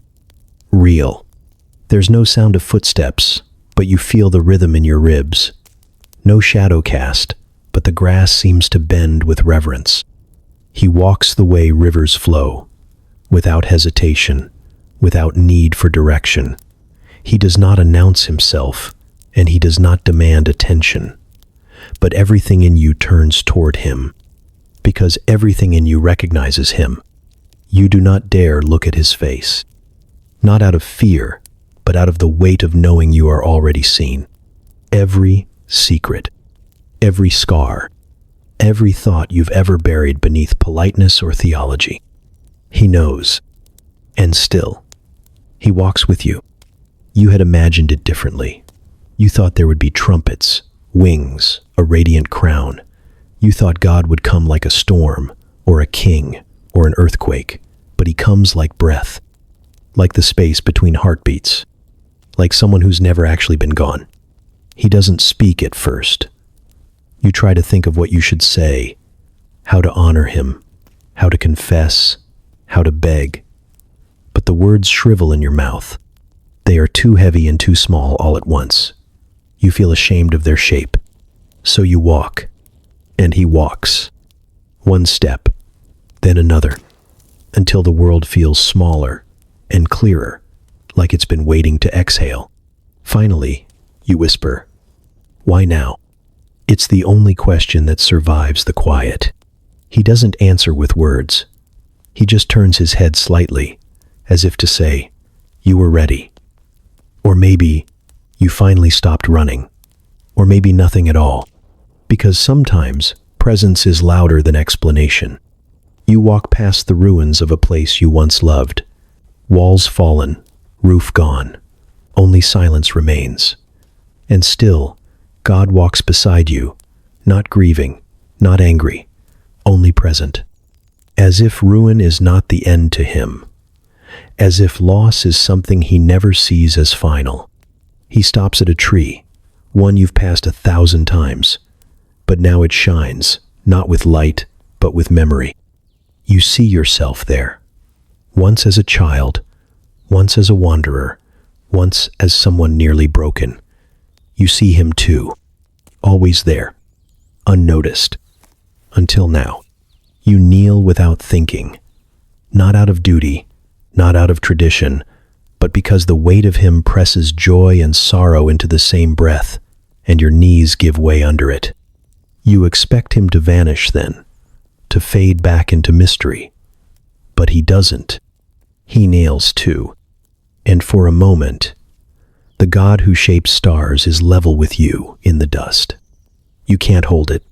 Tears fall. Not out of sadness, but out of the unbearable beauty of being known and still wanted. You reach out your hand and feel fire, and feel breath, and feel memory. And for the first time in your life, you know you were never walking alone.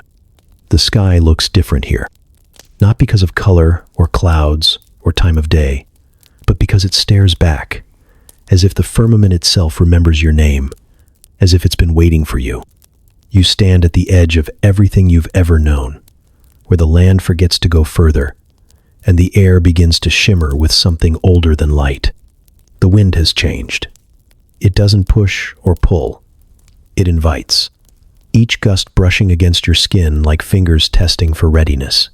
You breathe it in and feel it go deeper than lungs, down into marrow, into memory. It carries voices you've never heard but somehow recognize, songs with no language, prayers never spoken aloud. You look behind you. The path is still there.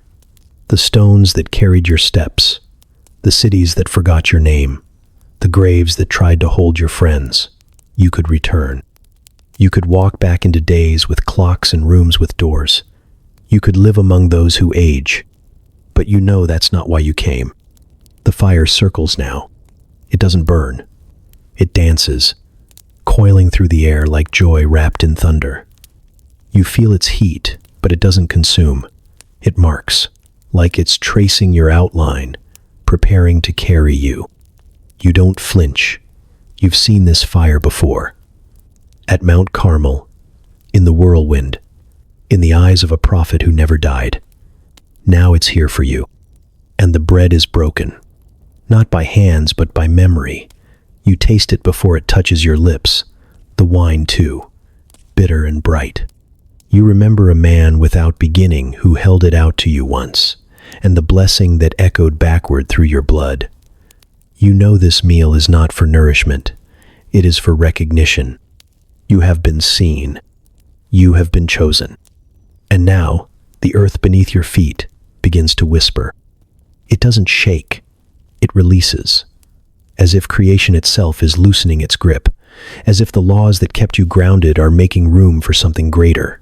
Your body does not lift yet, but something inside you does. A soul learning again how to be weightless. You close your eyes, not to escape, to listen. And in that silence, you hear him. Not a shout, not a sermon, a breath. It surrounds you like a robe, like a voice that never needed words. It says nothing you can write down, but it tells you everything. That you are known, that you are loved, that the edge is not the end. It is the beginning. You take a step. The edge doesn't crumble. It receives. Your foot lands not on stone, but on promise. The wind does not knock you down. It lifts. The fire does not blind. It surrounds. The bread and wine settle into your chest, like truth finding its home. You do not fly. You are carried. And as the ground fades and the sky opens, and the light wraps itself around you like a song finally resolved, you understand. You were never meant to vanish. You were meant to return. You do not hear it with your ears. It doesn't enter through sound waves or stir the leaves with volume. It moves through you like something long familiar, older than your name, deeper than your breath. It is not loud, but it is final. Come. That's all it says. And everything inside you rises to obey. You blink, and the world behind you shudders, not violently, but with a reverence you did not expect. Mountains soften into silhouettes. Oceans pull back like curtains. Cities shrink to outlines, then to dust, then to nothing. Time bends in on itself, quietly, like paper being folded by invisible hands. What once seemed endless is now only pages in a closed book. You do not mourn it. You love that world, yes. Its warmth, its sorrow, its tender illusions. But now it feels small, not unworthy, just finished. You take a breath that does not feel like air. It fills you differently, like light being poured into a hollow vessel. There's no heaviness in your chest, no ache in your limbs, only clarity. The kind that doesn't ask for permission. Come. It doesn't say where. It doesn't explain why. It simply is. And somehow, that is enough. You remember every moment you longed for this, without knowing it. Every time you stared at the stars and felt the ache of something calling. every dream that woke you with tears you couldn't name, every story that spoke of fire, of wind, of men who vanished into the hands of the holy. You thought they were just stories. They were invitations. You step forward, not with urgency, but with peace. The ground doesn't shift. Your feet are steady, but each step feels less attached to gravity and more aligned with something unseen. The air changes, not thicker, not thinner, just purer, as though the dust of the world has been washed from it. And still, the voice remains, not repeating, but present. You never imagined it would sound like this. You expected majesty, thunder, the kind of terror that drives men to their knees. But this voice doesn't push you down. It lifts you up. It does not overwhelm. It recognizes. And in that recognition, something in you breaks. Not from pain, but from release. As though every sorrow, every question, every echo you've carried has finally found its answer. Come. You do. Not because you must, because you've always wanted to. And now, the world you knew folds fully away. Silent, obedient, complete. There is only forward, only light, only the one who spoke. And you, walking, rising, returning, not as the person you were, but as the one you were always becoming. It happens so softly, you almost miss it. There is no cry, no tremble, no last breath. No one gathers at your side, no one weeps over you. The world does not pause to acknowledge it, it simply lets go. Like a hand that no longer needs to hold on. You are standing, then you are not. Not falling, not flying, just taken. The wind forgets to touch you. The ground does not remember your weight. Time releases its grip with a sigh you do not hear. You do not grow cold. You do not stiffen. You do not ache. You are not here, but you are not gone. It is not sleep. It is not dream. It is a stillness, deeper than silence, thicker than night. You are aware of yourself in a way you never were before. Not as a body, or even a mind, but as a name spoken by someone who has never once forgotten it. And then, the light. Not sudden, not blinding, just present, like it had always been there, but waited until you could see it. It moves without edges, without source. It does not fall from above or rise from below. It surrounds without suffocating. It reveals without demanding. You do not cover your eyes. You do not shield your heart, because the light knows you, and still welcomes you. There are no gates, no questions, no lines of waiting souls, only space and presence. You feel it before you see him. The one who walked beside you on the road, who whispered in the breath of fire, who broke bread in silence and watched over you when the sky forgot your name. He is here, not towering, not veiled, but close. You do not run to him. You do not collapse. You simply arrive. And in the meeting, you remember what you never knew you forgot. You were never meant for death. Not like others. Not like the world convinced you.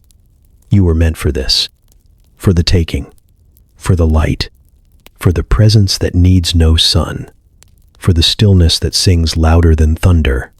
He does not speak your name, because you already hear it in everything. The wind that is no longer wind. The fire that no longer burns. The breath that no longer leaves your lungs.